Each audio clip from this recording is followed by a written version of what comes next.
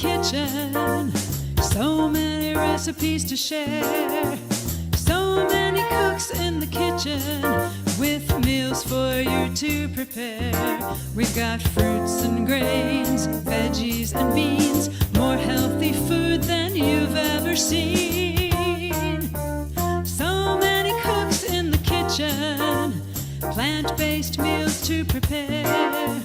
So many cooks in the kitchen with ideas we're happy to share.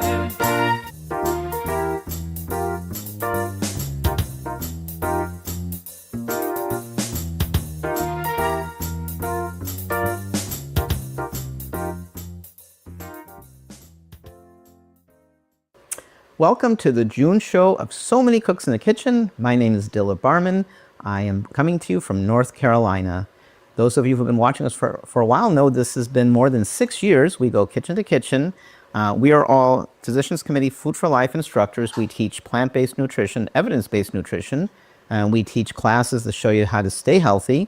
And we have classes for high-performance athletes, how to have great performance and how to optimize your performance by choosing wholly plant-based foods. We have classes on diabetes. If you have diabetes, we have evidence that shows if you eat this way, you can effectively manage your diabetes.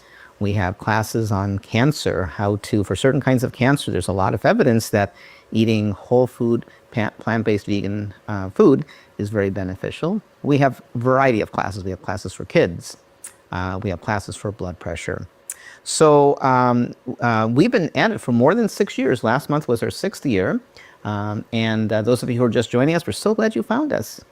So this month, the topic is so many stuffed vegetables. It was Jean's suggestion, and I decided to work with the zucchini. So zucchini is a nice food for stuffing, so let's get busy.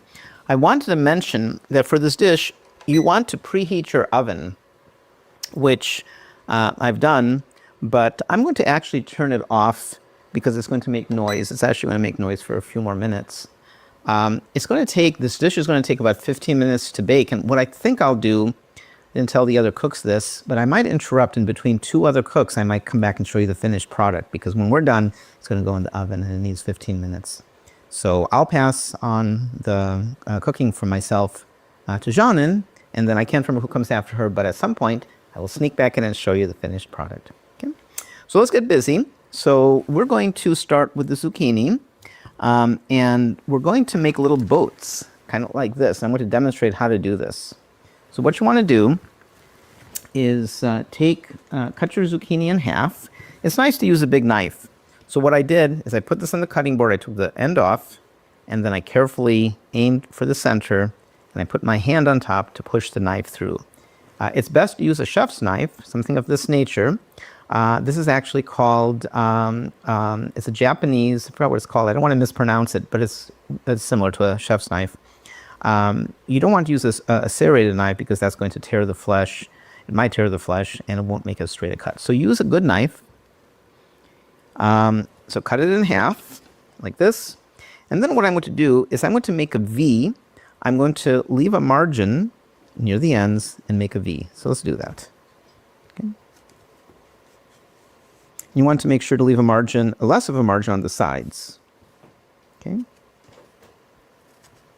So you can see what I've done. I don't know if you can see it carefully, but there's a cut here, cut here, cut there, cut here. Put it on a cutting board. Don't hold it because if you go too far, you would pierce it and maybe hurt yourself. So let me get the spoon. And what I'm going to do is I did the cut. And sometimes what I do is I do one additional cut and I kind of spoon it out like this, just to get started. Okay, there we go. And then after the first one, I simply use a spoon to basically scrape. Okay, so take a piece out. I'm just using my spoon, getting chunks. Okay, so very quickly I can remove it. And then I'm going to use the bowl of my spoon and do this and get a smooth inside. Easy peasy. Any of my math students are watching, you guys know I say that a lot with math. I teach math. my own math school. And I should share it with you. I'm building a new math school, and we're including a kitchen in it. So I don't know about the August show, but by the September show, I should be cooking from there. I'm excited to have space to develop. Okay, so there's the boat. Let's put this in the plate. This was just here for decoration. I'm going to move the onion. And then all you do, zucchini flesh is really soft. It cuts very easily, and it's mostly water. Zucchini is a great source of vitamin A, good for your eyes. It's 11% of the recommended daily allowance. It's like 26% of vitamin C. It has fiber. It's a great food. It's tasty. In my family, my wife doesn't like zucchini, and nor does my daughter, but she likes stuffed zucchini because the other flavors dominate, even though some of the other flavors are zucchini itself. Okay, so I just want to do a quick dice. Don't make it too small. Okay, just roughly maybe 1/4 inch or something like that. I'm going to put my zucchini in a bowl. All the recipe and all the measurements, we have a document for you. Okay, and I've already chopped everything else, so I'm going to put my knife and cutting board aside. And by the way, I cut 2 more. So what we're going to do is we're going to add this to a pan. I'm going to add, I have some garlic. I'm going to add the garlic. I'm going to add the onion. So garlic, I used a red onion. You can see onion and garlic here. So I'm going to add the garlic and onion. And I'm going to give it a head start. I'm going to cook just for a short while. In the interest of time for the show, I'll cook for maybe half a minute. If I were taking my time and I weren't trying to be aware of, being on camera, then I might cook for maybe 2 minutes. Okay, it's not critical, but one thing that is nice for stuffed zucchini is to cook your ingredients down so they take less volume and they fit into the zucchini, and you have a more nutrient-dense zucchini as well. Okay. Oftentimes, at least what I do on camera is a little bit suboptimal in the interest of not keeping you for half an hour. So, but we'll do a good job. Okay. I'm going to let it cook for maybe half a minute, and then I'm going to add. If I were using a protein like this is baked tofu, I'm not going to be using this, but I could have. I would chop it pretty fine, 1/4 inch. I forgot to pick up. I wanted to use seitan. You can also use tempeh. But what I am going to use is I'm going to use chickpeas. And I just made these chickpeas. So I'm going to put the chickpeas in at the end because they're already cooked. Okay. One thing cool that I'm going to add to the dish is some wild rice. Here's some raw wild rice. And here's some barley. So for the first time ever today, what I did is I wanted both of them for the dish. They add a little bit of a crunch. I'm also going to use some pumpkin seeds. Some roasted pumpkin seeds, which add a really nice crunch. But what I did for expediency is I cooked the wild rice and the pearled barley together. And you'll see the recipe. Told you what to do. Okay? And it came out well. Instead of cooking them separately, I put it in the pressure cooker back there, the Instant Pot. All right, the onions are cooked down. I'm going to add the bell pepper. This is a roasted bell pepper. It doesn't have to be roasted. I roasted it just a few minutes ago right here on stovetop. I put the pepper right on the flame and I turned it and let it roast for 5-6 minutes.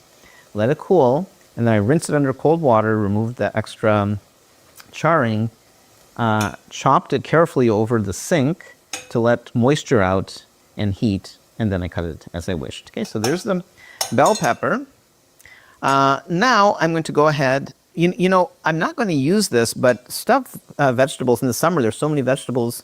If you have a lot of mushrooms, if you like mushrooms, this would be a great time to add mushrooms. So chop the mushrooms, not too fine because they really cook down. Maybe 1/2 inch or a little bigger than 1/2 inch chop. And this would be a good time to add it. But I'm not going to do it. I just included it here to give you more ideas. But I'm going to add the chickpeas. The chickpeas are really just heating up. They're not really cooking. And almost immediately, I'm going to add the flesh of the zucchini. Okay, so that goes in as well. And I'm going to begin. I forgot to bring the seasonings out, so I'll do that now. Okay, so I'm going to mix this all in. This is my stuffing. And I'm going to let that cook, and then I'll finally add this barley and wild rice made twice as much as I need. So each one is 1 cup. I'm going to reserve 1 cup for something else. I like this combination. I've never made this before together. But the recipe that you see is a little bit different because I think I overcooked this, and I wanted this to add some crunch. So we're only going to use 1 of these. I'm going to reserve the other one. And you can see the zucchini is cooking down. Absolutely no oil. It doesn't need it. And there's no sticking either. Because as the zucchini cooks, and I'm on medium heat, it is giving off moisture, which is providing a little coating as well. Okay? So let me go ahead now and add the grain. Okay? And that's, my stuffing is done. I mean, the ingredients that I'm putting in are all together. While it's cooking a little bit more, let me talk a little bit about the cheese sauce. So what I did is I mixed, we've made cheese sauce on the show many times. I just, I don't use a recipe, I just kind of figure it out, but I've written a recipe down for you. I think it is maybe a 1/2 cup of cashews. It has nutritional yeast, bell pepper mainly for color, but nutrition, and garlic. And I'm going to blend this. This is a neat Vitamix container. They don't sell anymore. This comes on the bottom. And then I just put it on the Vitamix. The only thing that's missing, and there's some seasonings. There's some black pepper and there's some salt, garlic powder you can put in. The only thing that's missing is water. Don't put water till you're just about to blend it, okay? And I'm not going to blend it right now. All right, so there we go. Now again, pretend that the oven is preheated, which I turned off, preheated to 450. You're going to cook it for 16 minutes. And I came up with an idea, because I'm not going to keep you 16 minutes. I hope the other cooks don't mind, but I'm going to, in between the cooking, between 2 segments, I'm going to come back and show you the finished product. Okay? So now I'm going to do some of my seasoning, and I apologize for not having pulled it out. I knew I was forgetting something. But I'm going to add just a little bit of salt.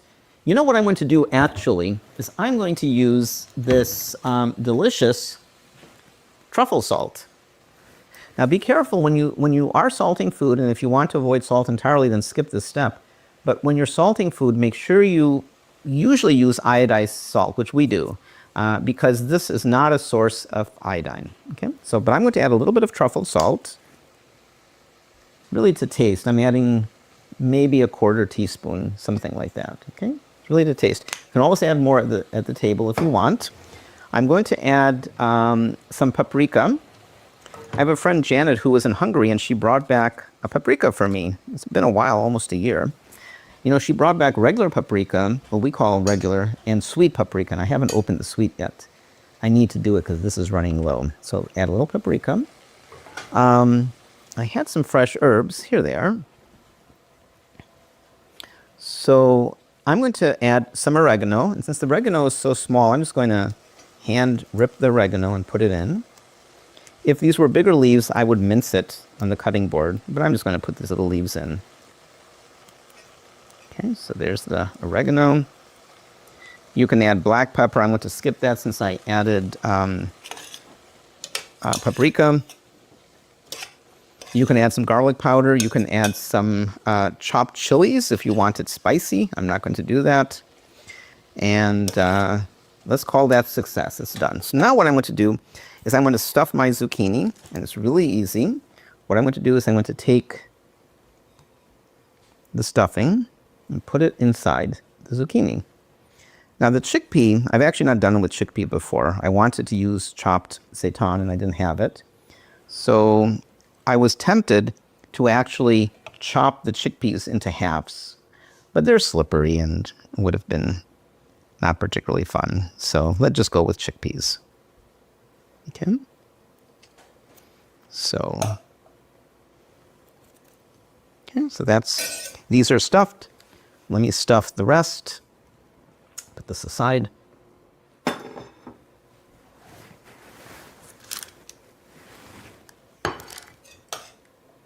It's easy to do, and it's really rewarding because there's so many vegetables in the summer, and this is a medley that you can present together. What I usually do is I put a little bit of stuffing in each of them, and then I go back and forth so that they're relatively even.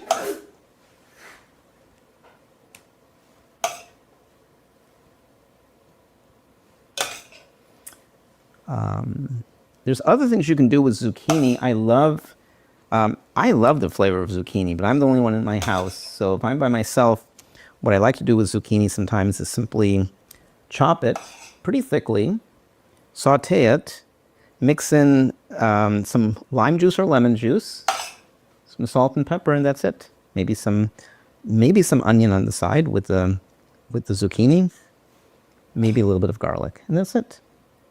Okay, so it's looking pretty nice. And then I'm going to go ahead and preheat the oven while Janin is on. So once the oven is ready, I'm going to bake this 16 minutes. And what I'm going to do is I'm going to make a cheese sauce. I'm going to blend this. And then at the end, I'm going to, just before it's done, I'm going to sprinkle on some breadcrumbs. You can actually tell you what, I've done it both ways. You can do it now as well. I'll do that. The only risk with putting breadcrumbs now is you might get it a little bit too toasted, but I think it'll work fine. So I'm going to put some breadcrumbs. If I do this, I'm going to reserve some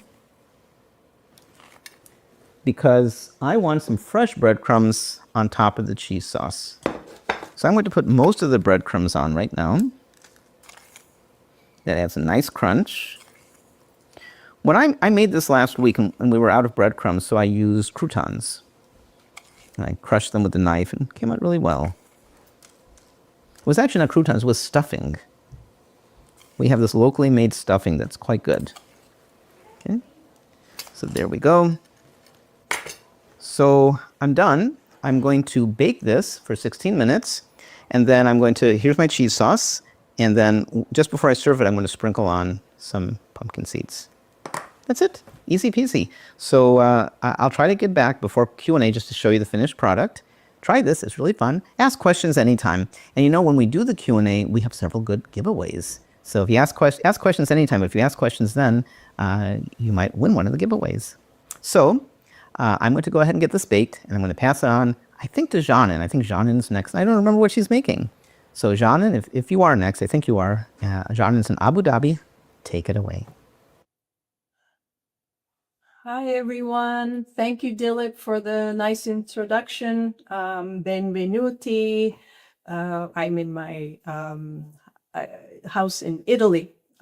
So big transfer from Abu Dhabi to here for a month. And then next time I probably will see you from the US, where my daughter is living and expecting a baby. So always traveling somewhere.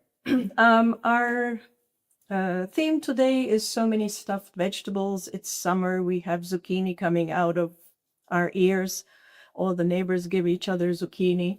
Or tomatoes. They can also be filled open and carved inside, or eggplants, and leaves of sorts, cabbage, and so on. Today, I am going to show you how to fill, experiment for me as well, because my mom used to do this, grape leaves. I actually collected these from our garden. While collecting, I noticed there are two different kinds. This is the more jagged one is from our Moscato grapes. And then there's some that are not jagged. They're sort of round. They don't have the little fingers, so to say. And they're from a wild grape that we have. So I cut a few. It's very hot. If you haven't heard yet, Europe is having a heat wave. Temperatures are over 100 degrees. So I'm doing this early in the morning and recording. I've also done the cooking part even earlier because I didn't want to heat the house anymore. Normally we have all the shutters closed so the sun is outside. I have the shutters open so I can record for a little bit and then I'll close them. I don't want to heat the house anymore. So the filling recipe I have I've written it down so that I could share with you all, is what my mom used to make. Stuffed vegetables are very much a part of our Turkish culture, and all summer long, and also in the winter, we make stuffed vegetables. Every family obviously has their own. I've prepared ours. My mom used to keep the fun ingredients rich in the mix. And those fun ingredients for me are the pine nuts and the Zante currants. We call them bird grape. They're these tiny, tiny grapes. And it's very much used in our culture in the cooking and is an integral part of the stuffed vegetables. So you will read the recipe in our recipe booklet. However, I would like to let you know that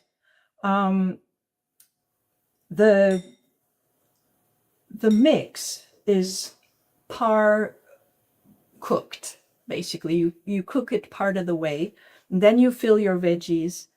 So the rice is not all the way cooked. You do the onions and the herbs, etc., a longer time, and then you add the rice and cook it a little bit while the rice is still not crunchy but tender. You do the filling. It has very simple ingredients, not a lot really. Rice, pine nuts, the famous bird grapes, as we call them, Zante currants, quite a lot of onions, salt and pepper, secret weapon that is a allspice. Allspice is very important in it. Dill, fresh dill, lots of it, which is really hard to find in Italy. I had to go to several markets to look for it. And so I couldn't find a lot, so I substituted a little bit of fresh parsley and fresh mint. So you chop them all up, you chop your onions, you saute them, you add the pine nuts, saute some more, and so on. So here, let's go to our filling experiment.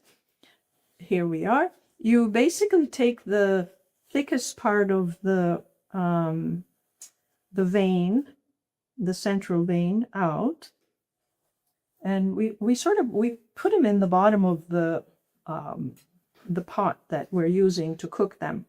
And then you take a little bit filling. The trick is not to put too much filling because, okay, you don't want to put too little either, but depending on the vegetable, like if you're doing stuffed tomatoes or if you've cut the top of a bell pepper out and emptied it and you're filling that with this filling, if you put too much, then the rice doesn't have space to grow because we've cooked it halfway. It's continued and finalized in the pot. So I don't know if you can see these. So you put your filling. You take the leaves have these lobes on the bottom. And you've taken basically this out, and then you pull the lobes over it and the sides, and then you roll. See, this part my mom used to do. And then you put it in your pot. I should have taken these out beforehand. I didn't. And so I'll do another walk and then I'll finish it. I don't want to waste everybody's time here with lots and lots. Let's see, the filling looks lovely and smells good. Ta-da! The sides come in and then you roll it tightly. Dun, dun, dun, dun, and you put them. You're supposed to put them snug in the pot so they don't move and shake and open up. That's one of the tricks. And then and that's it. Let's do one more. I had cut the stem out of that, so I put my filling.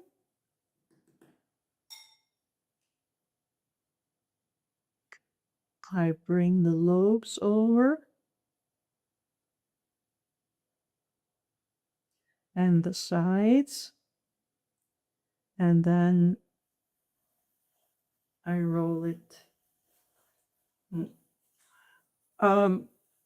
Some people like to make them very thin. I like to make them slightly thicker because that's how I saw it in my house growing up. So the good news is this filling is delicious. It's got nuts, it's got onions, it's got all the fresh herbs, it's got the little grapes that give it wonderful flavor, and the spices, of course. So because it's so good, I took half of it out for making the stuffed grape leaves, and the other half I continued cooking to use as a crown. So this is cooked basically to perfection, as rice should be. And I'm going to use that as a rice salad. So since you're making this mix, you might as well make some more. Once you've done all the rolling of all the grape leaves, or let's say you've done your tomatoes and you've put them snugly in the pot, you put a little bit more water, sort of like coming to their bellies, let's say, and then you cover it up and you cook it over medium-low heat until all the water is absorbed, and then you turn it off and let it cool on its own. Once cooled, you can serve it at room temperature or refrigerate a few days. You can eat it a couple days later out of the fridge. Of course, one ingredient that I don't use in my cooking is the olive oil. My mom, when she made this, she would use quite a bit of olive oil. If you're using oil, obviously you can do that when you're sauteing the onions, or you can, once it's finished cooking, you can drizzle some oil on it, or when you've put them all in and you put the extra water, you can drizzle some oil so that it's cooked into the mixture. But it's as beautiful and delicious without the oil as well.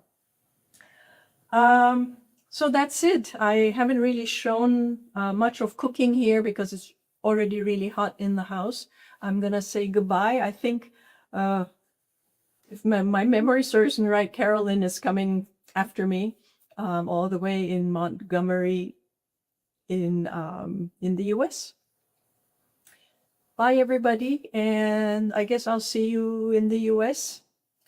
Arrivederci, ci vediamo in America. Bye.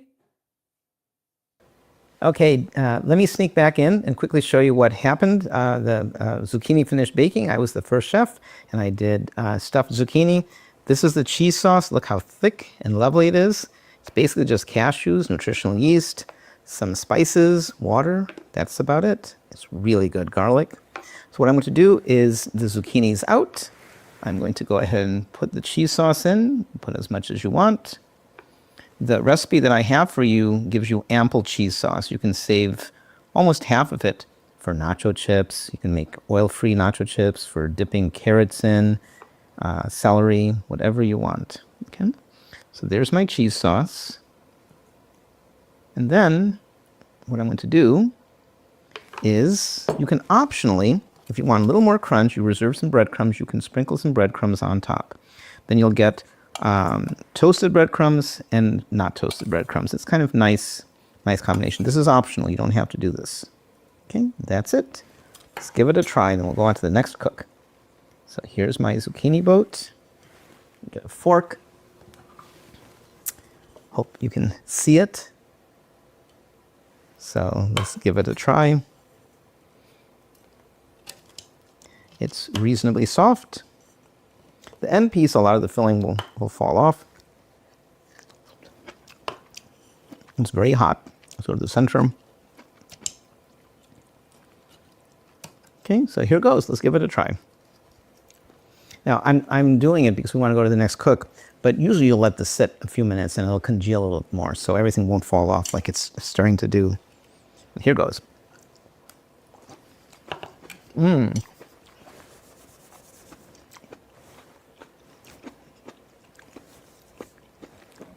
Delicious. You can taste the flavors of summer. I'm interrupting. Let's go back to the next cook. So stuffed zucchini. See you soon. Hi, I'm Carolyn in Montgomery. I thought Cody was next, but I think I'm ready anyway. So we'll go ahead and give this a try. And I hope I'm not glitching too much. We were having some technical problems here earlier. Okay, so what I'm making today is stuffed jalapenos, which are also called jalapeno poppers. So I have some really big jalapeno peppers from our farmer's market. And I'm going to make a stuffing first to put in it, which is an herbed ricotta. And it's made totally out of tofu. And I feel like I'm glitching again. So Philip, interrupt if you need to. Okay. So I'm going to start with the herbed tofu ricotta. And I have 1 container of tofu, which is extra firm tofu, not silken tofu. I'm going to break that up and put that into my food processor. Carolyn, while you're doing it, let me just mention you're not glitching. It's not perfect, but it's understandable, so you're fine. I'm not sure what's going on with my internet today. So yeah, I've tried restarting my router, restarting my computer. I'm not sure what's going on. Okay, so like I said, I'm doing the herb tofu ricotta, and it's just 1 container of extra firm tofu in the food processor, along with a 1/4 cup of nutritional yeast and a 1/4 cup of fresh squeezed lemon juice, which really just makes it pop. You could use a bottle of lemon juice if you want to. You sure don't have to. You can use bottled. I prefer fresh. I think it makes it just taste so much better. 3 or 4 cloves of garlic. I usually go with 4, and I already kind of chopped them up a little bit. And then about 1/4 to 1/2 teaspoon of salt, because remember, actual ricotta cheese is really salty. So, and then a tablespoon of apple cider vinegar. Also gives it more of that cheesy flavor that you're used to without having the cholesterol and all that saturated fat.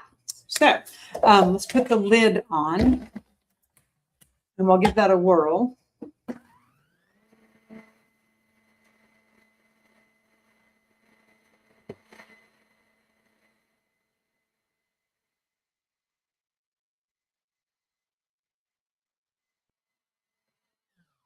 You may have to stop a few times and scrape it down just to make sure you get everything incorporated.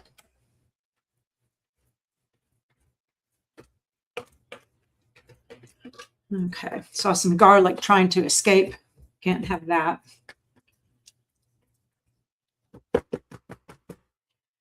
Okay, we'll try one more whirl.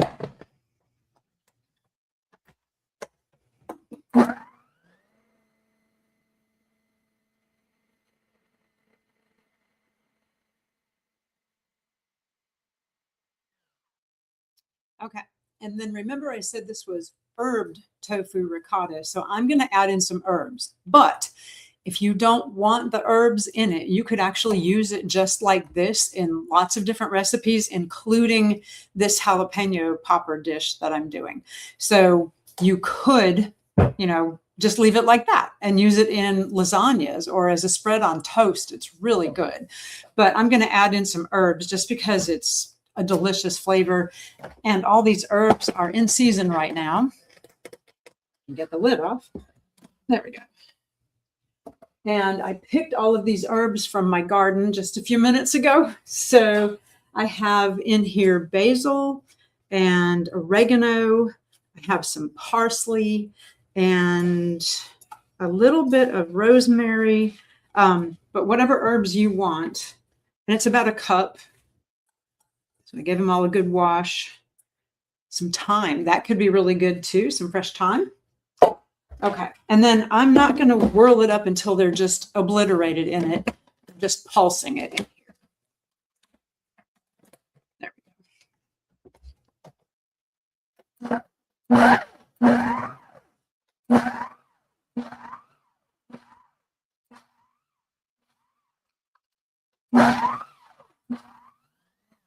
All right, there we go. Perfect.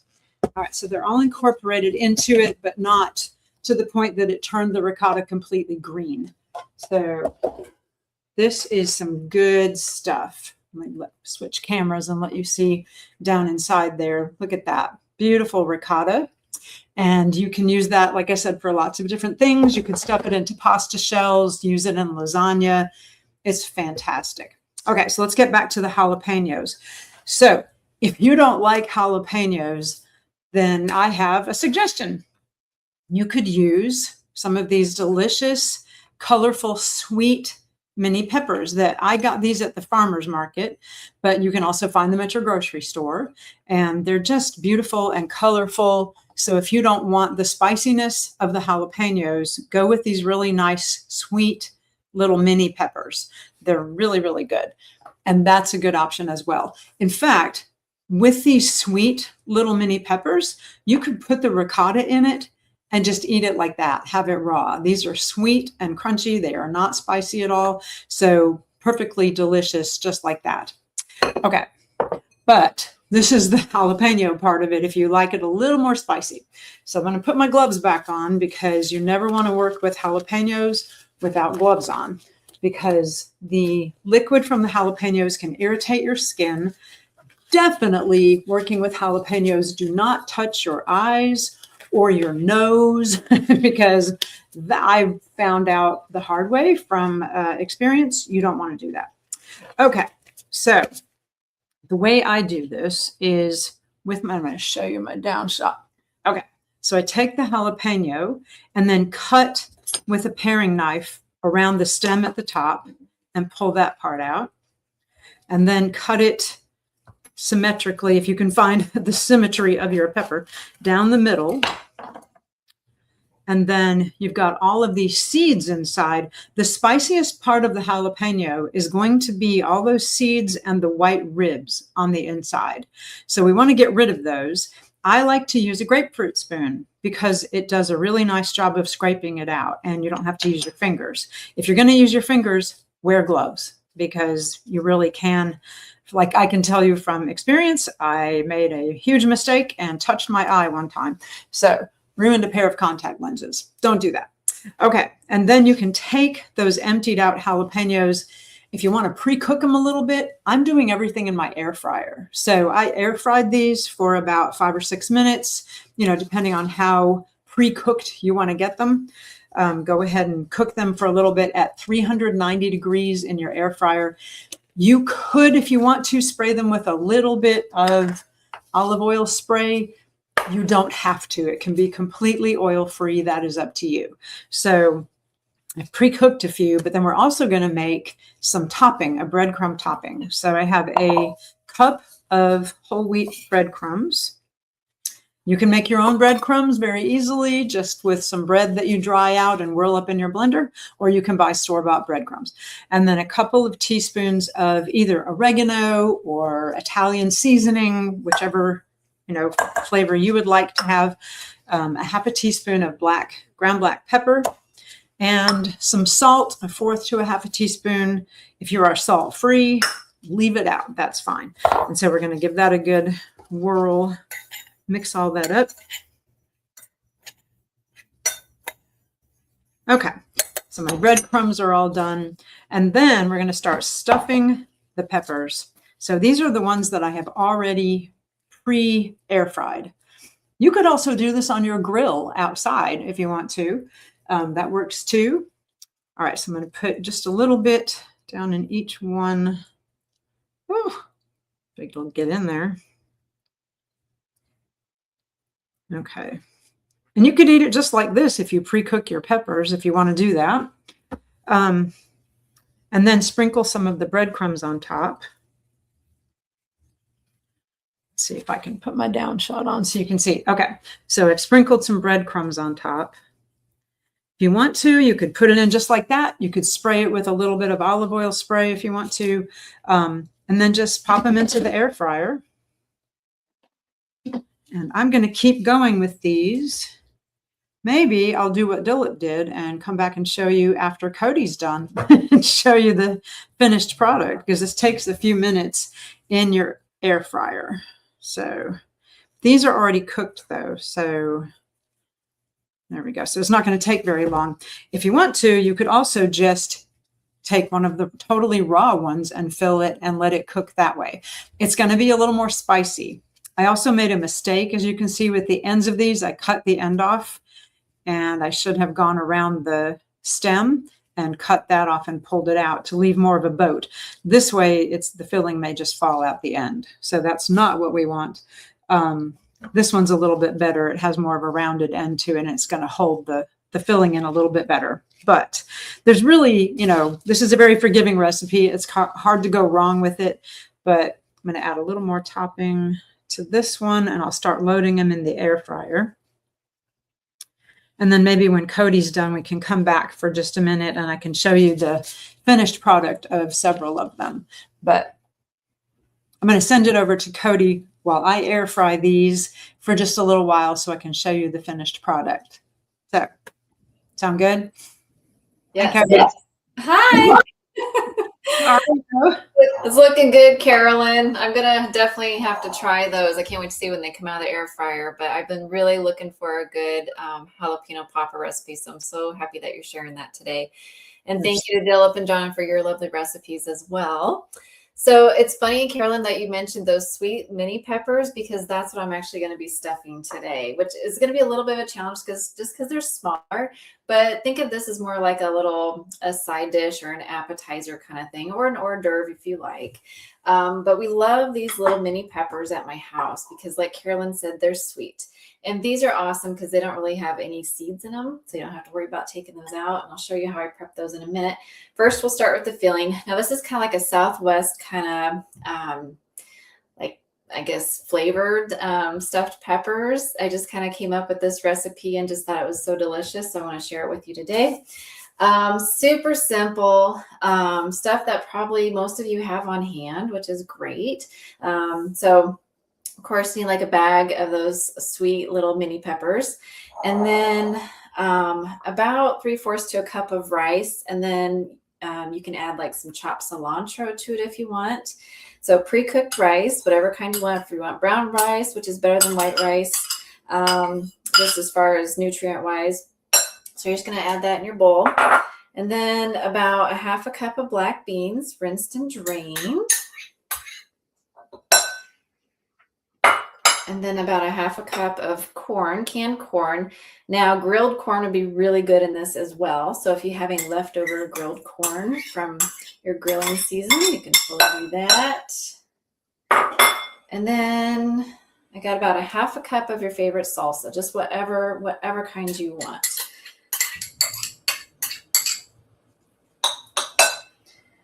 All right.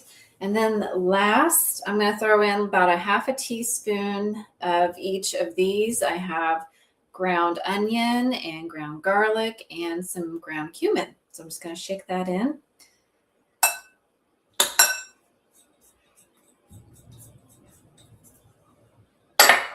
All right, so now I'm just going to incorporate that, mix it well.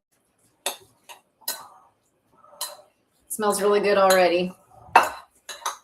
I do want to show you a little time-saving trick you can do with your rice. I usually have some of these on hand for busy nights.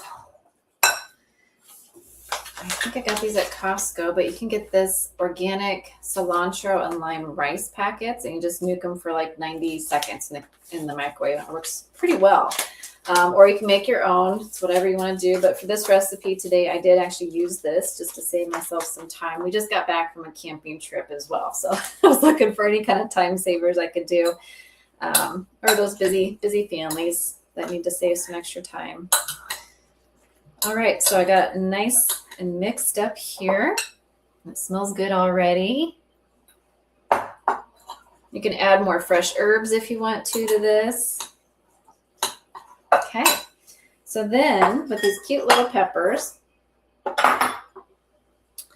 so you're just going to take one, and there's 3 different colors. They're kind of like yellow, orange, and red, so they're really pretty. So you just kind of slice up off the top, and as you can see, there's really nothing in there for seeds.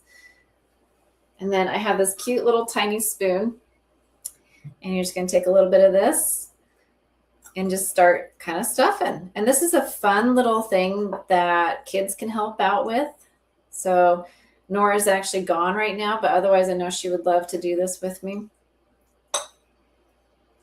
So you just kind of stuff them tight. And then you can put them in whatever kind of like baking dish you want. So you can like line them in a deeper dish like this and stand them up. They will kind of fall around a little bit until you get enough of them in there. So I'll do one more. So again, these are not pre-cooked. They're just, you could pre-cook them if you want, but you don't have to. You just kind of shove the stuff in there until it's nice and snug. There. And if it falls out the top, not a big deal. So I would just completely fill up this whole dish with those. And then what I did was I covered it tight, sealed it with like a piece of tin foil or whatever you choose to cover it with. And I cooked it at 375 for about 40 minutes. And then I took it out. It started to cool down just a little bit now. So it's been out of the oven for just about 20 minutes or so. And let me tell you, it smells so good. And then here we go. Here's the finished, all those little stuffed peppers. You could probably make a really cool arrangement with it. Mine just weren't standing up in a correct way. I was trying to make a flower or something and they kept falling over. So keep that in mind. So I'm just going to try one here. But it does make a very colorful dish. It'd also be really nice maybe to chop up maybe some fresh cilantro or fresh parsley and sprinkle it over the top to give it a little bit of green there. That would look really nice. So I'm going to try this little guy here. So you just really kind of need it till the pepper's like as cooked as you want. I usually like mine just kind of fork tender. You could also take off the top and let it kind of roast until the edges of the peppers get a little bit crisp and darkened a little bit. That would be good too. That's good. It's got a really good flavor to it. So the pepper really absorbed into the filling too. So it's got a really good, not hot, but just a nice pepper flavor if you like that pepper seasoning. So good. All right. Well, I wonder if Carolyn's jalapeno peppers are done yet. I don't know. What do you think, Carolyn? How are they looking? Good? Yeah, I got my air fryer going right here. Let's take them out. Oh, they're perfect. Oh my goodness. Okay. Look at this. I'm going to put the down shot on so you can see them. I'm taking them out of the air fryer. Oh, beautiful. So they're round, kind of squeezing them a little bit too much with my tongs there, but take them out and set them on the cutting board. So, oh, I flipped one over accidentally. There we go. Okay. There we go. Look at them. Isn't they beautiful? And then that looks great, Carolyn. Mini peppers. This is one of those like what you had, Cody. So these are not cooked. They're just raw. And you can put the ricotta in it and eat it that way too. So either way. And they're yummy. Oh my goodness. Oh, so good. So good. Ah, delicious.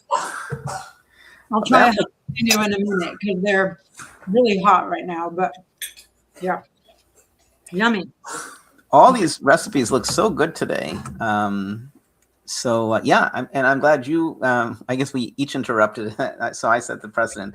It was important, I think, for our dishes because they had to cook. And it's nice when we can kind of start the cooking and then show the finished product. Mm-hmm. So welcome, everybody. What a nice show. There's so many things you can do with vegetables. Vegetables are so versatile. And if I'm not mistaken, all of us, I'm not sure about John, but I think all of us use different items from the power plate in our dish. I think I missed fruit. Although strictly speaking, isn't pepper a fruit, strictly speaking? Yeah, technically it is a fruit. but Yep. culinarily it's a vegetable. So you guys may know our power plate is fruits, grains, whole grains, legumes, and vegetables.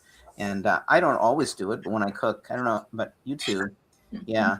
But do you guys sometimes try to make a power plate meal where you include something in one dish from all things? I do that occasionally, more than occasionally. Mhm. Do Oh, you have yeah. that, Cody? Yeah, I got the breadcrumbs. I got a grain, and I've got Yeah. tofu, which is a bean, and I've got the fruit, I guess, and herbs. I don't know if they count as vegetables, but maybe. I don't I know. don't. Are herbs vegetables? Like, I what's don't the know. definition Garlic. of? I got garlic too. So Yeah. What's the definition of vegetable? yeah, that's a good question. I'm making, we have it on our apron. We should know. I know, right? Are peppers a fruit or a I think a vegetable? vegetable is a plant item other than a flower that you eat. So a flower that you eat is considered a fruit, I think.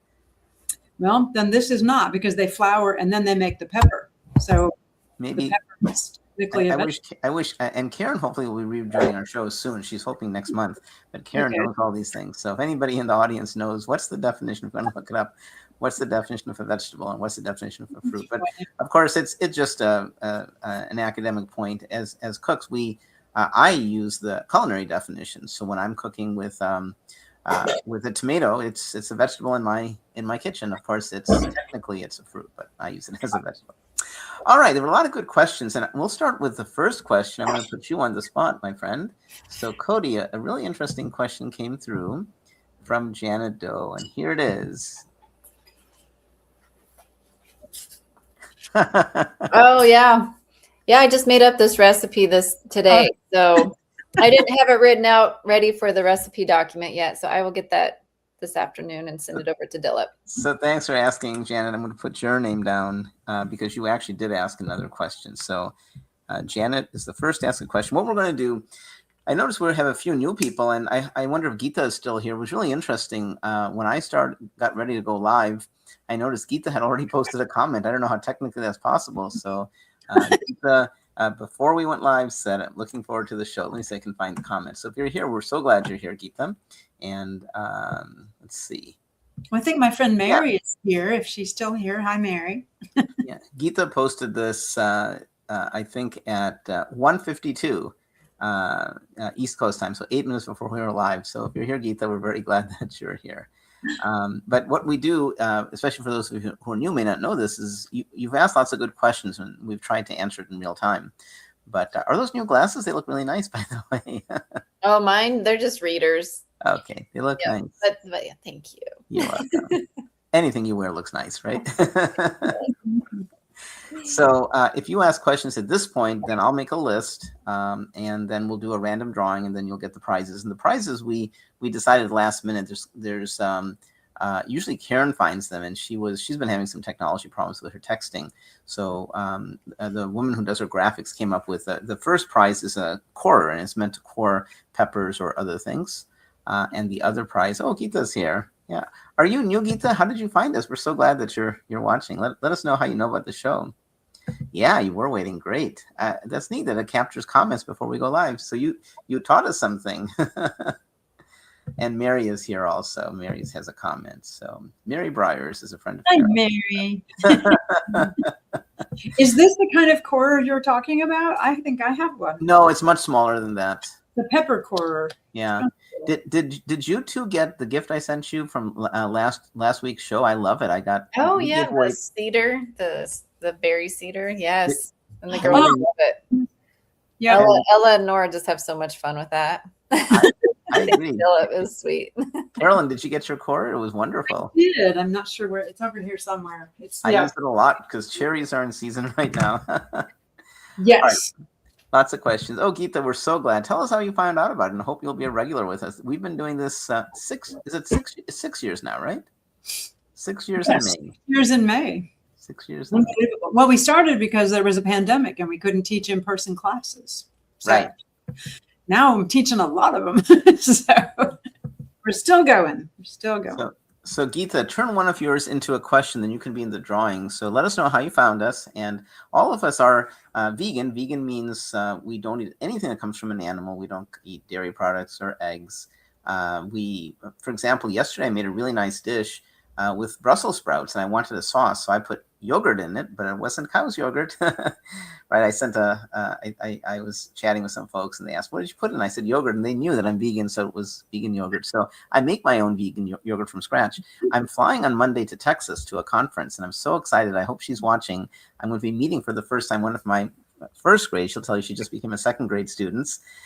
She's been counting down the days. I'm spending a couple nights with her before the conference, and I'm bringing some yogurt for them. So I'll carry some yogurt from North Carolina. So I make my own yogurt from soy. So Geeta, we're so glad you're with us. You're Geeta, you have been watching. Oh, wonderful.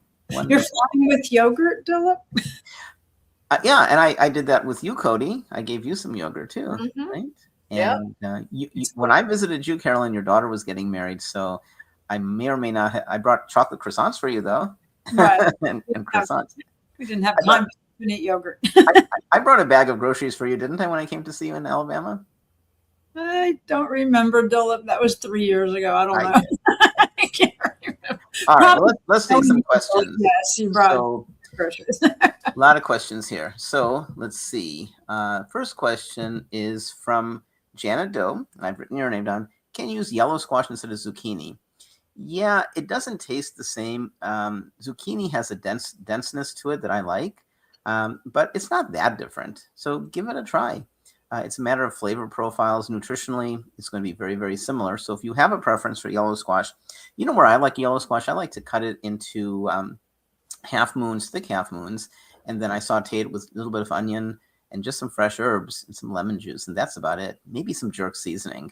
And not else, maybe tiny pieces of sauteed tempeh or seitan, and it's delicious. And in that kind of recipe, I think green zucchini and yellow squash can be interchanged, but I think I would prefer yellow squash. But for this recipe, I do recommend zucchini, but try the yellow squash. And Janet, if you do, let us know how it comes out.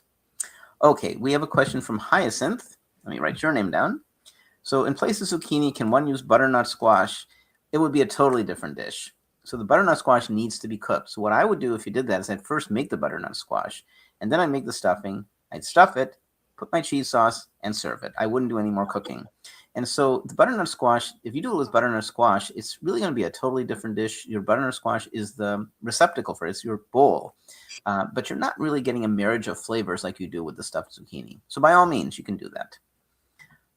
Let's see. Okay. Let me write Hyacinth's name down first. So Hyacinth. So we have 2 people in the running for our gift so far. So Janet, another question from Janet. Although we use fruits and vegetables, the difference between fruits and vegetables is based on their botanical makeup. Fruits come from the flower of the plant. That's what I thought. If the produce develops in parts of the plants other than the flower, seeds, stem, leaves, it's considered a vegetable. That's what I thought. Fruits contain seeds, and vegetables come from roots, stems, and leaves. Reminds me of a joke about roots, stems, and shoots, or something about panda bears or something like that. No, eat shoots and leaves. That one. Which depends on where you put the comma. Does he eat, comma, shoot, comma, and leave, or does he eat, shoots? Yeah. So Geeta has a comment. Jalapeno poppers are very interesting. I will try. So Geeta, I'm trying to get you to ask a question so you can be in the running. So good comment, but ask a question, then you can be in the running for a gift. And Mary is apparently a friend of Carolyn's.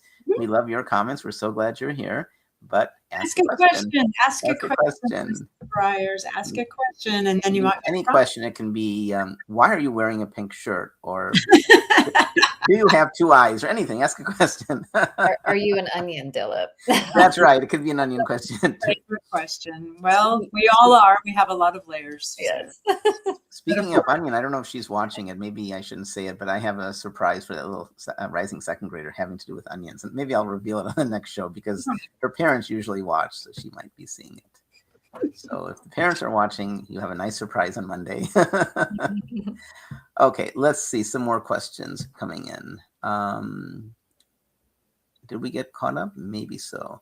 There was a question for me early on. James said that you're cooking from your house, and I am. I used to cook from a Turkish cultural center, and I don't teach there anymore, so I don't really have access to it. It was beautiful. I loved my years there. But I responded this way. You guys, I think, all know from my comments, I teach food nutrition. I'm teaching a Food for Life class tomorrow, for example. But I'm also a math teacher. I teach lots of math classes. And my math school is so successful, Triangle Math Institute, we live in an area called the Triangle, that I'm investing in a new building, and it's under construction. And so we're going to have a kitchen there, but it's a really small kitchen. So we're trying to figure out what to do. But starting in probably September, you will see me in my math school. We'll have a kitchen just for shows and classes and things like that, and for break space during the classes. Okay. Awesome. Sorry, Cody. So that would be awesome, Dilip. I'm excited for you. Thank you. We'll have to go see it. Yes, you guys should come for our open house. Now, Mary has a question for you, Carolyn. That means I get to write Mary's name down. So, Mary, you're in the running for a gift. So, Mary's asking, are you bringing some to church tomorrow? Yeah, I don't know. Do you think that people would want a jalapeno popper, or are people too scared of hot peppers? I think that's a good question. I could put them in the more mild peppers. I don't know. What do you think, Mrs. Briers? Should they be the jalapenos, or I could put some in the sweet peppers? I don't know. I think people are scared of jalapenos sometimes. She said yes, which is ambiguous, so you can interpret that the way you want. Then you put them in the sweet peppers, or I don't know. Carolyn, you know what I recommend, because people have different palates. I would not bring a jalapeno popper to a social event, because you could get into trouble. People who say, "Oh, look at this lovely sweet pepper," and they bite into it, they're not happy. If I were you, I would have sweet peppers. I'll do and this. Maybe I would have a separate small plate for the adventuresome. Here's some. That's what I would do. These are really good warm though, and that would be hard to do at church, but they're, but when you cook them, it actually reduces the spiciness a little bit. Is that so? Yeah, a little bit. Because sure. It vaporizes away or something? It makes them more mellow. It just mellows the flavor out, like caramelizes it. Kind of like the difference between a raw onion and a caramelized onion. It's going to radishes too, right? Mellows. Yeah, you roast a radish, it's going to calm down the heat a little bit. You mentioned that, Cody. I've never done it, but I should. I love radishes, but I should roast them. Yeah. Radishes are excellent, especially on Mexican food. They're amazing. Like a whole radish? You roast the whole thing? You could. I would cut it in half, put it face down, roast it until it caramelizes, and then chop it up and put it on your bowl of beans and rice. It's delicious. Try that. So Janet comments, she had jalapeno poppers for breakfast, which is interesting. Yay, Geeta's asking a question, so I get to write Geeta's name down. I haven't even read her question, so Geeta. Okay, Geeta says, can we add black beans to the zucchini stuffing? In fact, originally I was going to do that instead of chickpeas. So absolutely. So with my zucchini stuffing, I recommend picking some protein like seitan, which is wheat gluten.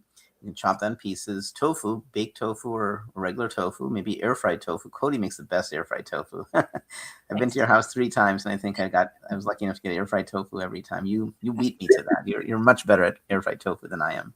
You're the master at air fried tofu. Well, thanks, Dilip. The cornstarch, you add cornstarch to it? Not always. It just kind of depends on the day, but usually I don't. So, Geeta, I use chickpeas, but honestly, black beans might be a better choice. The chickpeas are so big.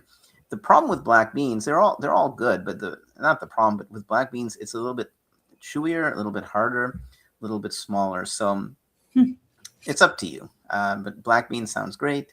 Chickpeas is good. Red beans would go well with that.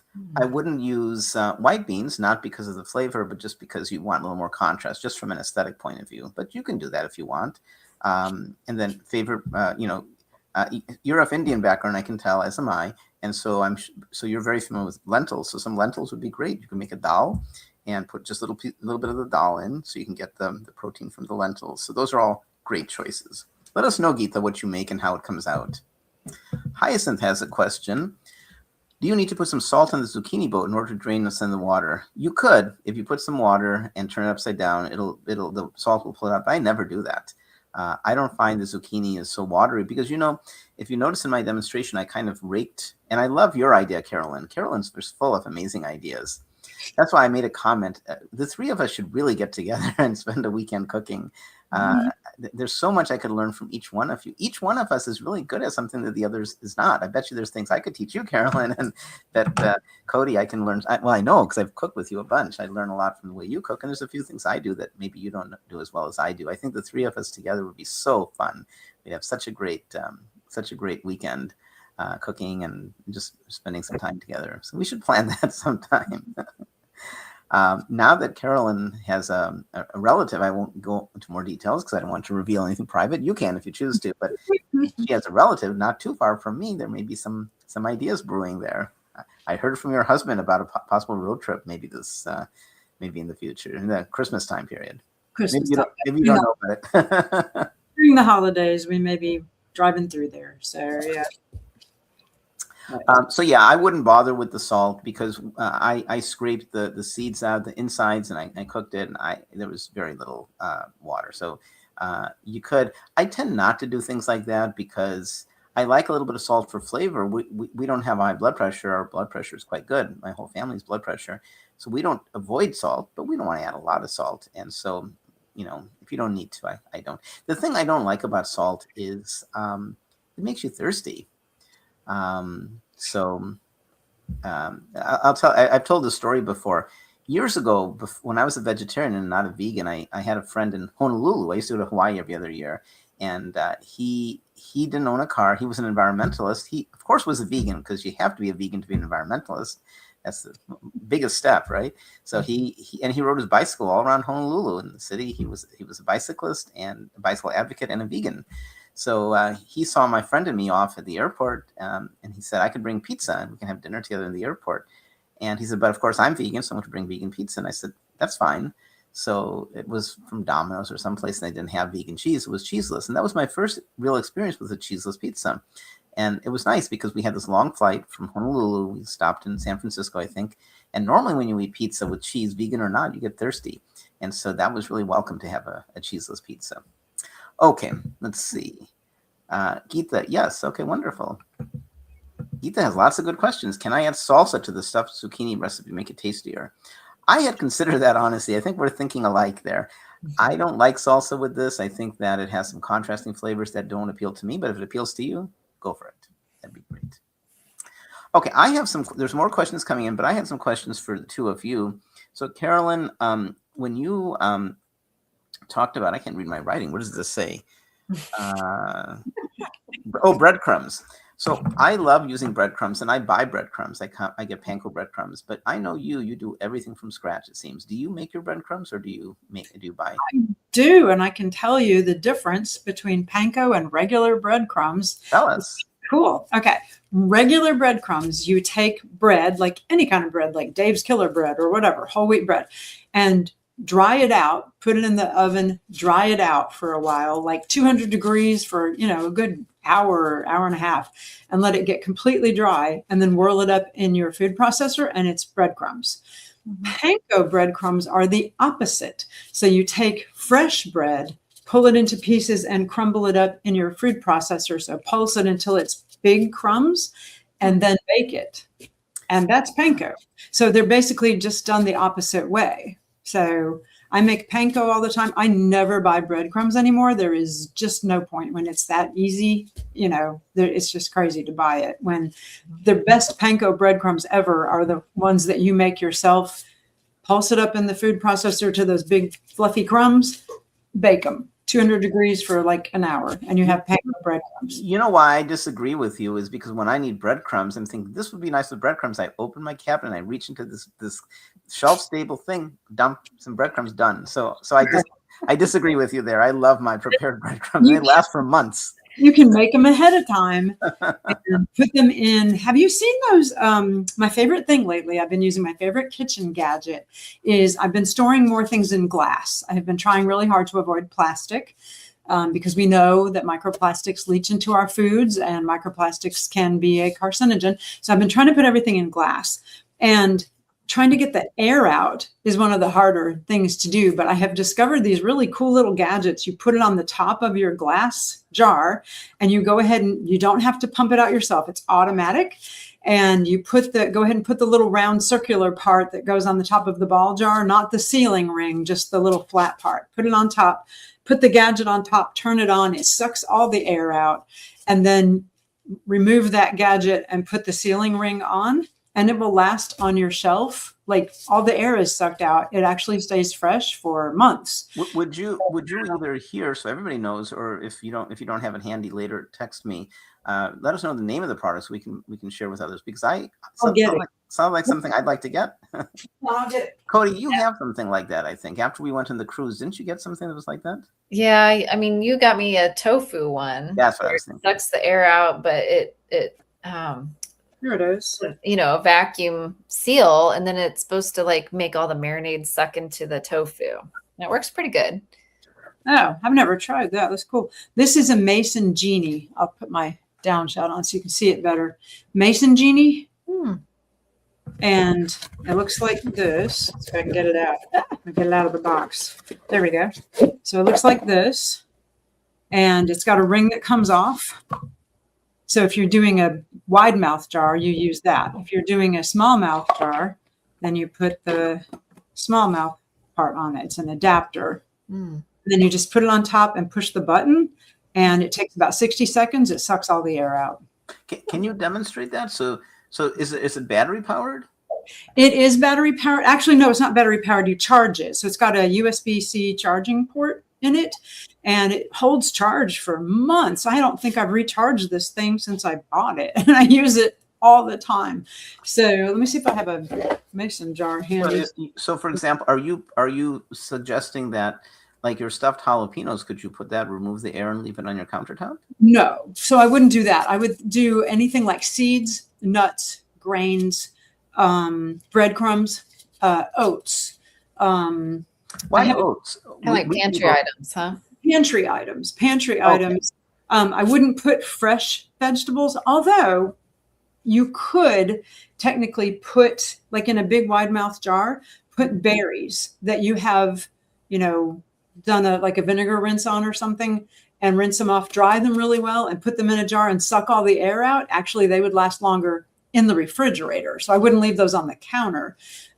If it's an item that needs to be refrigerated, still refrigerate it. But anything that is pantry safe, pantry shelf stable, like breadcrumbs, oats, nuts, seeds, all of that stuff. Those things are just going to last so much longer. I have a whole big jar of sesame seeds that I sucked the air out of like a year ago, and I'll open it, use a few tablespoons that I need, and then suck the air out again. They're just perfectly fine. They've been sitting in there for quite a while. Carolyn, I'm just looking it up. I thought this would be very expensive. This is like $25 to $30. Cheap, and they're super useful, especially if you want to try switching from plastic and storing things in plastic to glass. It's so much safer. You're not going to leach microplastics into your food. And you can use something like, there's several different products, but this one is, I think, the one that started it all. So Mason Genie. And I mean, yeah, I gave one to my mom. I gave one to a friend of mine here who was my, high school best friend for her birthday last year. I mean, everybody, locally that I've been handing them out to, they're not expensive. So probably my favorite kitchen gadget. I have an idea. We have 2 giveaways. Let's make 3 giveaways. Let's give away a Mason Genie. Do it. That'd be awesome. That sounds like a great gift. So somebody can get a Mason Genie. They're fantastic. I love mine. So I have a couple of things that I think are excellent gifts right now. That's one of them. You want to know my other one? Let's see if I can find it. I think I put it away. My other one is, I don't know anybody who's more well equipped than you. I know, right? There's so many gadgets. I have too many gadgets. This is the coolest thing ever. It's really scrubby on one side and soft on the other, but it's from a company called Norwex, Norwex, and it's the fruit and vegetable scrubber. And I think that was something, Cody, when you and I were on that cruise that time, there was a lady who brought up that thing called Appeal, that vegetable wax that they put on. Even organic fruits and vegetables have that stuff on it. Mm-hmm. And I want to try to get it off. Just washing it under water doesn't do it. Even hot water won't do it. This gets it off. This thing is amazing. And they're really not expensive. It's a Norwex fruit and vegetable cloth. And you take your apple or whatever, but I have a lemon. But I mean, you scrub really well on the outside and you can completely feel that the wax is gone. Wow.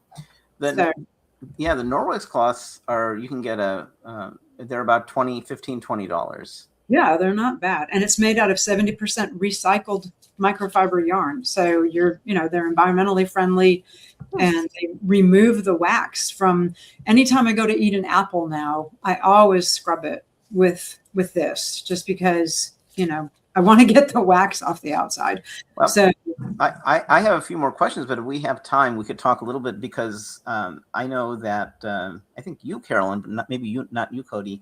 We have monthly professional development as Food for Life instructors, and there was some new information about organics. If people are interested, I'd love to share it because I was talking to my wife about it. I've changed my view a little bit about organics, and we can discuss that if you guys are interested. But let's ask a couple more questions about the show. So Cody, a couple questions for you is when you made your peppers, you stack them vertically. Have you ever, because I've done what you do occasionally, but I cut them the other way, so they're horizontal. Is there a benefit to doing it vertically? I know then you can pile them into your into your cooking device. But is there a reason you prefer vertical versus horizontal?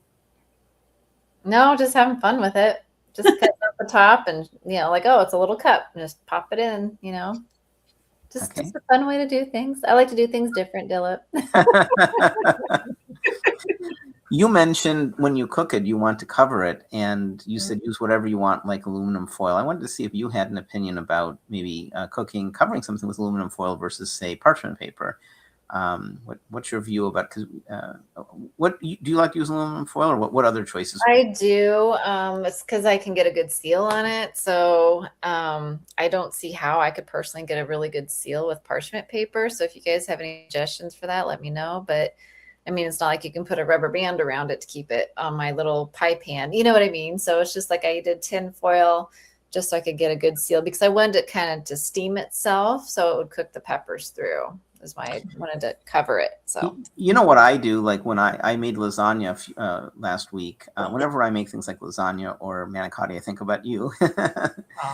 So you make the best manicotti for sure. Thanks.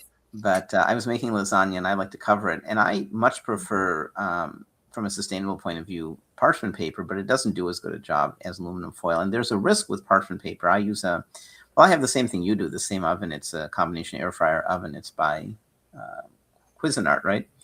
And so it's convection, so the fan blows, and so the paper can hit the heating element and burn. So that's a danger. So what I try to do is I try to cut an ample amount and I wrap it around the dish so it's underneath.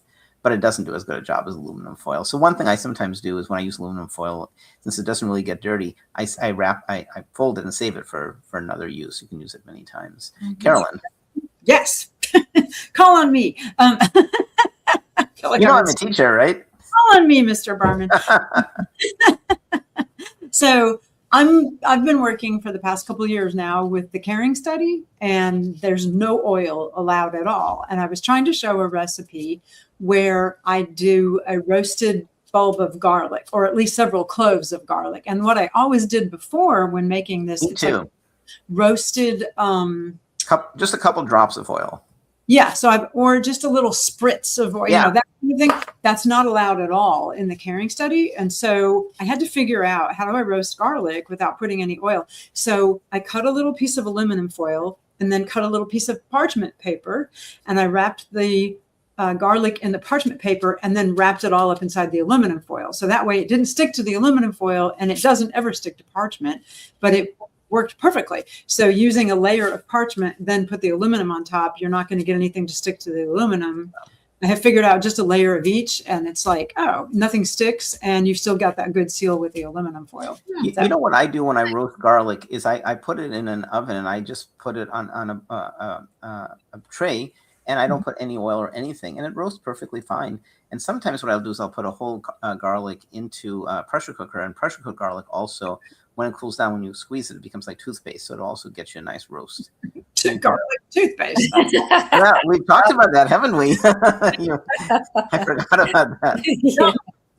Yeah. What was that? Oh my gosh. Yeah, we've talked about that before.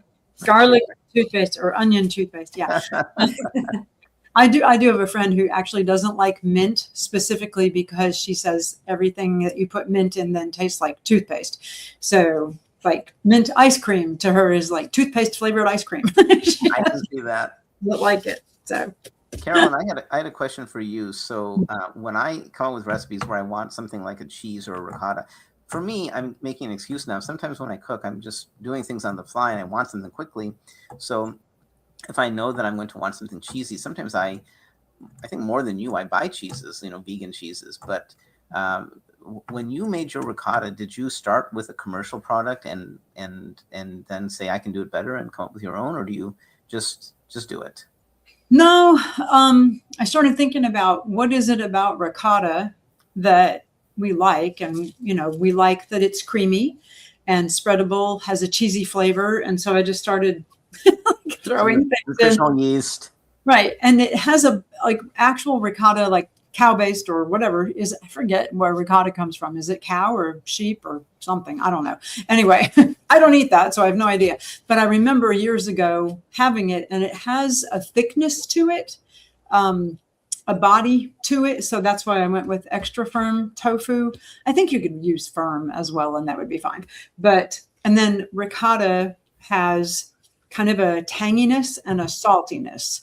And so thinking about, okay, add a little salt. If you're salt free, you've got lemon juice and you've got vinegars, different vinegars to play with. So I did add a little salt. It's not much, but it's also got the apple cider vinegar, and it's got the lemon juice, the fresh lemon juice, which is really a bright flavor. And to me, now, granted, I haven't had actual, cow or animal-based ricotta in decades, so I don't really remember what it tastes like. But this is very cheesy and absolutely delicious with pastas spread on, I make sourdough bread. I put a spread of that on my sourdough bread, and it's amazing. To me, it's cheesy because of the nutritional yeast that you throw in. It gives it that cheesy flavor. Plus, you've got the saltiness and the acidity from the lemon juice and the vinegar. So, play with your food. Yeah. So, you know what's interesting? Speaking of which, I wanted to share a recent tip of mine. There's a Lebanese dish called salsa toum, and it's often called just toum, and it is like a creamy garlic. And I don't know if my friends Matt and Allie are watching, because they often do watch. If they're watching, hello. So once I was at their house, and I had seen this in the store, but never bought it because it wasn't organic. So it's basically, it does have oil in it, but it has creamed garlic, and it's so good. I mean, I've been using it in my cooking. It just adds such a beautiful flavor.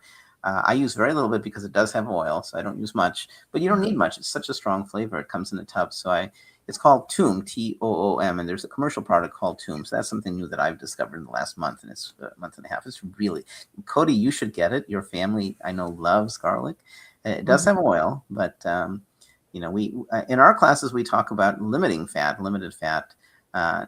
So we generally don't cook with oil, but some of the products we use may have a little bit of oil. Did you want Cody to take a moment, and we've been talking a lot about oil and fat, take a moment to say why we're focusing on that at all?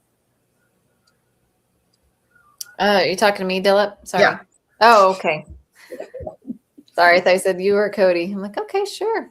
Okay, so we go with like low to no oil. I mean, my family's low oil. We have a little bit from time to time, but really hardly anything. The thing with the oil is it's purely just fat. So vegetable oil or oil from any kind of vegetable is just the fat part of the oil. There's really not much for nutrients. You might as well just eat the nut or the seed, wherever you get the oil from, instead of actually getting the compressed oil. You can basically cook anything without oil, as Carolyn mentioned. Using that parchment paper is a really great trick. I learned that from her today, so thank you for sharing, Carolyn. When you buy commercial products, usually there's always some type of oil in it, so just keep that in mind. You're also looking at trying to cut down on saturated fat. So saturated fat can stimulate your body to produce more cholesterol. Cholesterol production can turn into plaque formation in the arteries in the body. And we don't want that to happen. We don't want heart disease, and clogged arteries throughout the body can cause all sorts of issues. So we, as Food for Life instructors, choose to cook low to no oil usage in our recipes if we can. So yeah. And then salt, of course, we want to limit salt. If anybody's dealing with high blood pressure, heart disease, you want to try to limit your salt intake, which is what your cardiologist should be telling you. So, and there are people out there that do the SOS, which is salt, oil, and sugar-free diets. We We, are not SOS, so but we try to limit those things. So Especially the refined sugars. yeah, Refined. refined. Yeah. So like the white sugar, the white breads, those types of things that can spike your blood sugars quickly. Right. Anything with glycemic index. There's a natural liking for sweetness, and it goes back to times of famine that we had, and sweetness has a lot of calories. But there's many places to get sweetness. I love dates quite a bit, and if you're eating a whole date, your glycemic index doesn't rise, even though it's so sweet. So sometimes if you want something sweet, you can blend a date. I make ice cream at home, and my ice cream, I use frozen fruit. It's just a few ingredients. I put mango or strawberry, and then I put my favorite plant milk. I usually have soy milk, unsweetened. And if I want a little sweet, then I'll put maybe a little bit of non-dairy creamer, just a little bit, a tiny bit, or I'll put like 1 or 2 dates, and that's it. And it's such a good ice cream. We have an ice cream place downtown I love, and they always have a bunch of vegan flavors, and I really like eating their ice cream. We don't go very often. My family actually likes my homemade ice cream more than the store ice cream. I like the store ice cream more, but I like mine too. I've been making ice cream lately with, let's see if you can see what this is. A potato. Japanese sweet potatoes. Okay. Yeah. Oh my gosh, is it ever good? It is so good. It's delicious. Vanilla ice cream with Japanese sweet potatoes. They're fantastic. And the ice cream I was talking about, I just put in my blender. I use a Vitamix where you can put frozen fruit. How do you make ice cream out of yam?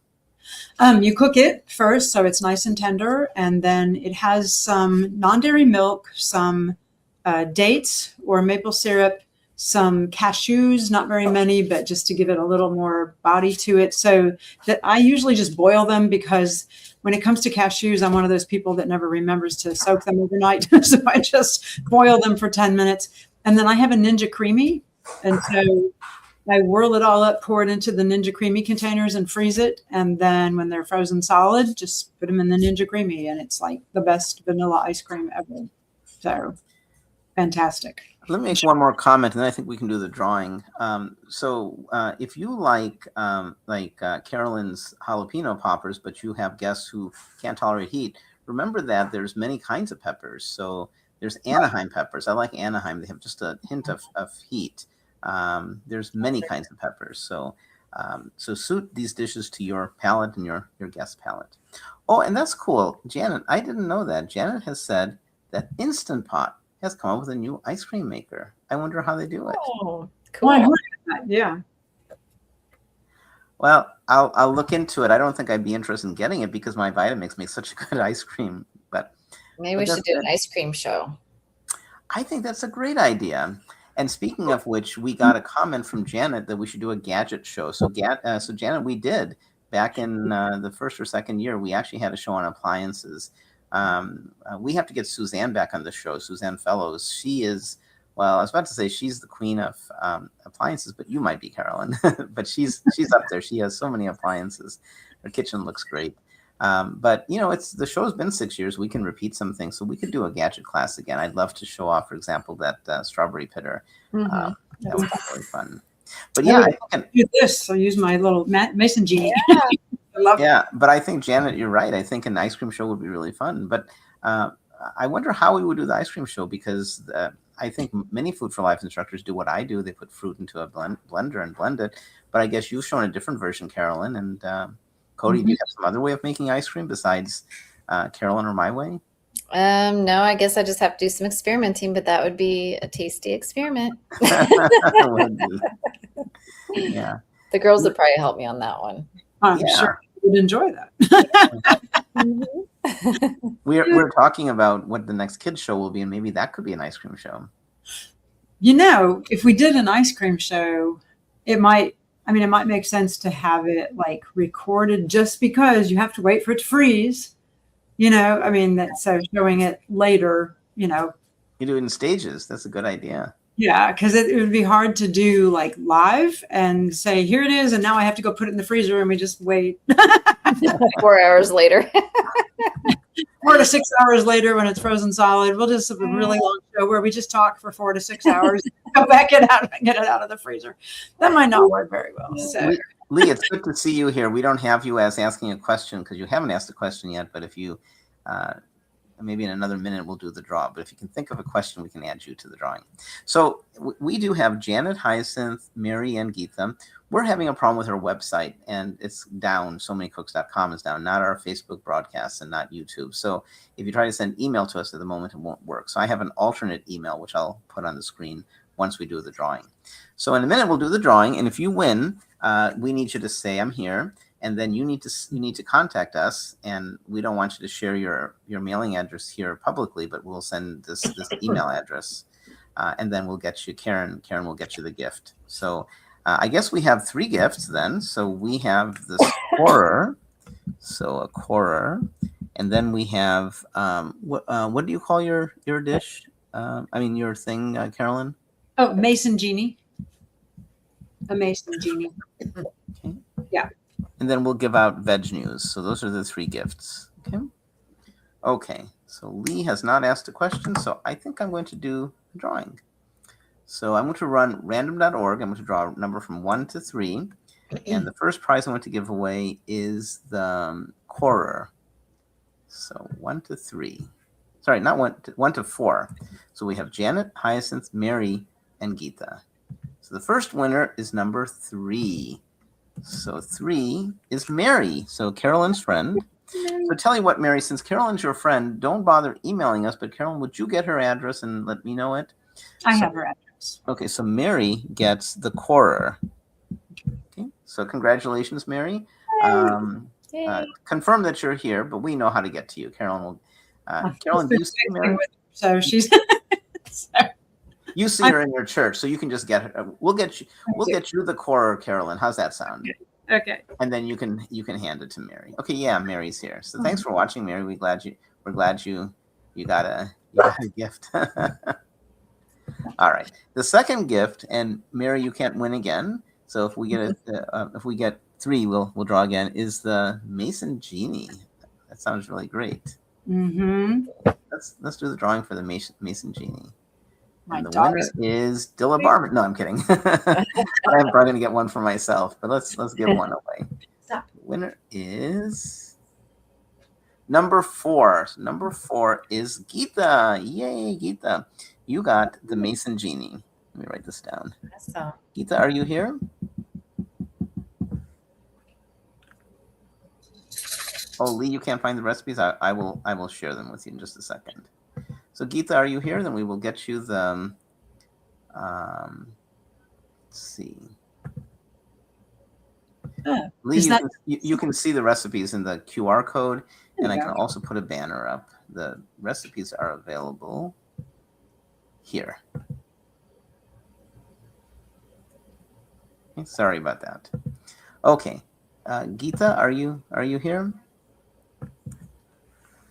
I will do the next draw. Okay, good. So congratulations, Geetha. Give me a minute. I'm going to flash up the email address that you need to send. Actually, let me do that right now. The email address, because So Many Cooks is not working, is here.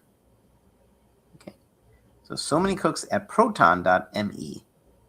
And I will get the email and Karen will get the email. Okay. So the last prize, well, thank you, Geetha. We love having you in the show. The last prize, hang on a second, is the Veg News. Veg News is a very nice magazine. I know Colleen, who runs it, and they've been at it for, I think, 20 years. It's a slick magazine, and it talks about all things vegan, which is wonderful. It doesn't necessarily have a focus on health, but that's great. It shows you about products and new restaurants and new things you can, recipes, things like that. So beware, if you do move towards a vegan diet, that's excellent. We're talking about more than vegan. We're talking about whole food, plant-based with no added fat. So we are vegan, but we're more than that. But Veg News is a good magazine, and the winner of the Veg News magazine will be either Hyacinth or Janet. Let's see who it is. And you know what I'll do is I'll just draw from 1 to 2, so we don't have to draw again. Okay, so 1 to 2. The winner is 1 is Janet. So Janet, you got veg news.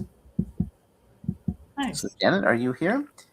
And you have one in the past, so I think we have your address, but it'd still be good for you to email us. I think she may have won the Veg News magazine in the past. Then we'll expand. We'll give her an extra year subscription. Okay. Yay, Janet. So Janet, please email. And we're excited that you're watching Geetha as well. So wonderful. All right, so we have prizes given away. So let's start to wrap up. So what's our next show? Our next show is cold bean salads.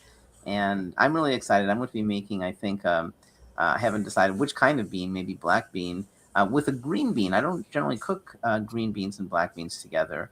But I saw some people who've done that, and I have some ideas of what to do with that. So that's what I'm thinking of doing, is combining green beans and maybe black beans or chickpeas or something. They're both legumes, but they have different, very different flavor profiles and somewhat different nutrition profiles as well. They're both good. That's what I'm thinking of doing. Cody or Carolyn, do you guys know what you might do for the cold bean salad show next month? When I was little, my mother used to make a 3-bean salad, and I think I made, and it wasn't terribly healthy from what I recall. I think there was a lot of oil and possibly sugar in it in the dressing. So I think I may try to maybe take hers to a healthier level, the 3-bean salad to a healthier level. I think. I don't know. I need to get the recipe from her. I just remember oil.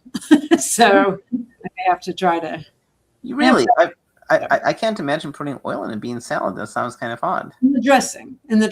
It was like I don't know. I just remember sort of a sweet and tangy dressing over it. I don't know. It's been a long time since she's made it. I'm sure she has the recipe still somewhere, so I'll ask her. She'll probably watch the recording of this later because she's busy right now, but I'll ask her, Mom, if you watch this, I want your 3-bean salad recipe. Cody, what are you thinking of making for the cold bean salad? I have no idea yet, Dylan. Okay. I'm a reflective thinker. It takes me a while to figure out what I want to do. So Take your time. Just curious. Yep. And by the way, I'm looking at my email. I haven't gotten emails from the 3 winners. Oh, no, maybe I have. The email is a new email address. I'll check after the show. And then we don't have a topic for the August show, but ice cream sounds good. And maybe gadgets sounds good. And I think ice cream is a really good idea. I want to make sure we have a variety. It's interesting. If we do ice cream, and if others do the same thing I do with a blender, it turns out the ice cream turns out quite different if you use blueberries instead of strawberries. It's more granular. And you can put watermelon in, and you can put triple cross tangerines. One year I froze triple cross tangerines and made ice cream out of it. Not one year, I've done that a number of times, as you could well imagine. I like triple. Did you know I like triple cross tangerines? We've heard that before somewhere, Dylan. Sounds familiar.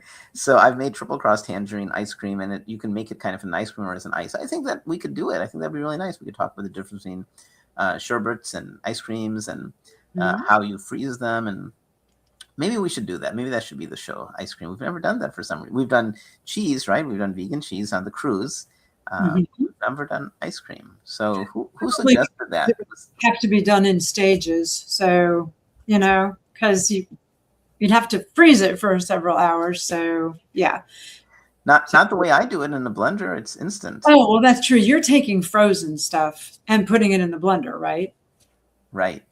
Okay, so for mine, I would be taking like the raw. Well, not. It's like I would do the sweet potato ice cream because it's just ridiculously good, but I would probably have to record it to show here it is being made, and then it's going to go in the freezer for hours and hours and hours.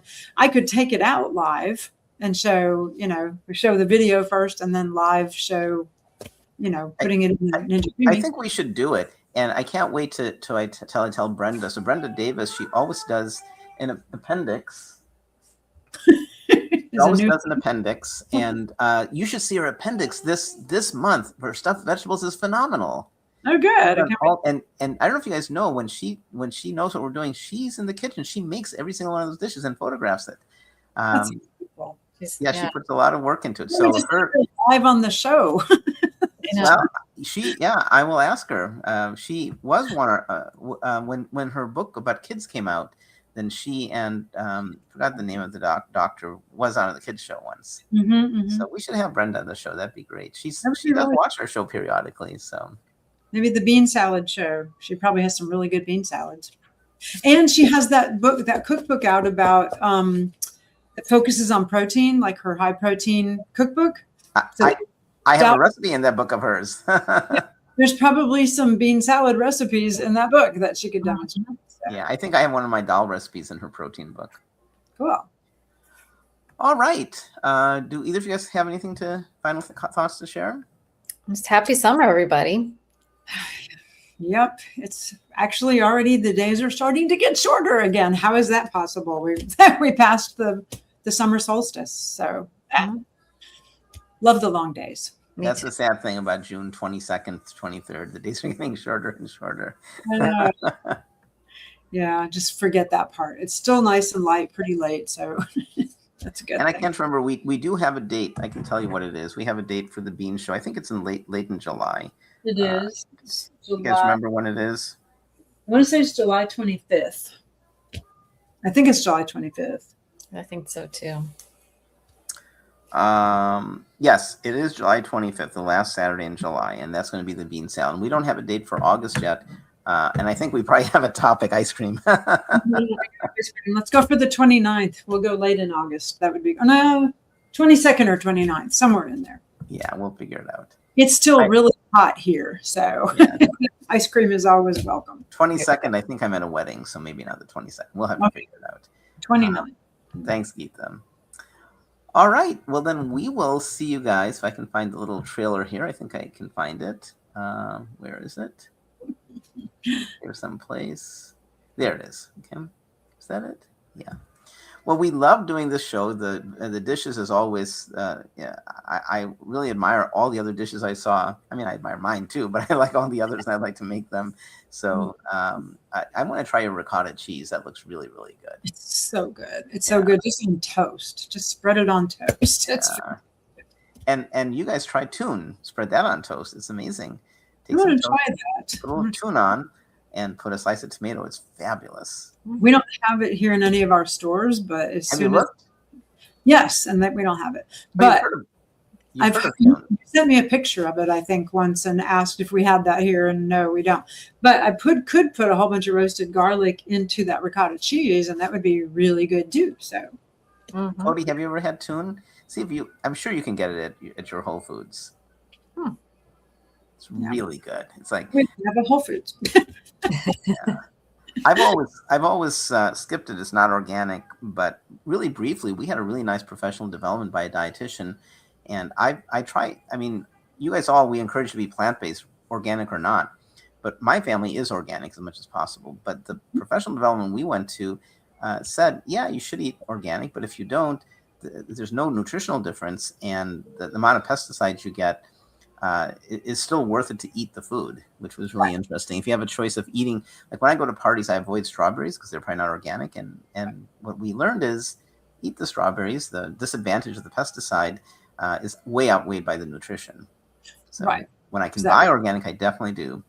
But I told my wife I would be a little more lax with organic when we go places. Like I normally don't get berry dishes, but now I will. It was a great presentation by Maya. It was Maya, and she did that same presentation for our research study participants. And so I saw that about a month before. Really, really interesting. I mean, her whole point is it's so much better to eat non-organic produce than organic meat. Like, it's much better off if you eat, regular conventional produce than you are even if you eat organic chicken. It's way better for you to still just eat the produce instead. Right. So. And in our classes, our Food for Life classes, we encourage plants. And if people ask, we can talk about organic. But certainly we recommend eating from the Power Plate. And then when you're interested, we can tell you the benefits. There's so many benefits of organic. If nothing else, that we're not putting all these poisons in the soil and farmers aren't getting sick and all. So there's reasons. But, for better or for worse, organic is more expensive. And a lot of people are limited in their budgets for food. So I understand why people don't buy it. But. Right. Exactly. So for sure. Yep. Well, great show. Thanks everybody for all the questions. It was very nice. And we'll see you next month. All right. Bye, guys. Bye. Bye.